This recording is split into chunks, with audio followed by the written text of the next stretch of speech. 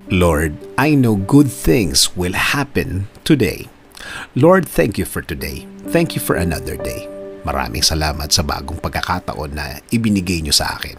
Maraming salamat, Lord, kasi alam ko maraming magandang pangyayari ang mangyayari sa araw na ito. Alam ko na puno ng pagpapala ang araw na ito. Maraming magagandang pangyayari ang ibibigay niyo sa akin dahil alam kong patuloy ang pagbibigay niyo ng magagandang bagay sa aking buhay. Mas maayos at mas tama kesa sa mga nagdaang mga araw. I am giving and submitting everything to you, Lord. Ikaw na ang bahala sa aking araw-araw. Patuloy mo akong i-lead sa aking buhay. Patuloy mo akong bigyan ng guidance. Alam kong patuloy mong ilalagay ang mga bagong opportunity sa aking buhay, Lord. Sa iyo ko palagi titingin, sa iyo palagi ako magfo-focus at hindi sa mga mahihirap na nararanasan ko at hindi sa mga sitwasyon na nasa harap ko. Sa mga bagay na kung iisipin ko, Lord, ay malulungkot lang ako at iisiping bumigay. Again, Lord, I declare this will be a good day today.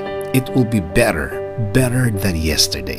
Compared sa mga dumaan na mga araw, compared sa mga nangyari noong mga nakarang araw at panahon. Salamat sa laging pagbibigay ng mga bagong pagkakataon, sa mga new chances, sa mga second chances, sa plano nyo ako titingin palagi, sa magandang finished product ng plano nyo sa akin. Patuloy nyo akong proteksyonan, patuloy nyo akong i-bless, Lord. Patuloy niyong ilagay ang mga tamang opportunities sa aking way. Patuloy niyo pong ilagay ang mga tamang impluwensya sa aking mga dadaanan, Lord. Itinataas ko din sa inyo ang aking pamilya. Patuloy niyo din silang alagaan. Ilayo niyo po sila sa mga masasama, mga taong may maitim na balak sa kanila. At sa akin, Lord, patuloy niyo silang i-bless ng mga pangangailangan nila, Lord. Pati po ang aking bayan. Kayo din po ang manguna sa aming bayan. Kayo na po ang magbigay ng dapat para sa aming bansa. Patuloy niyong gawing mas matalino ang mga namumuno ng aming bansa.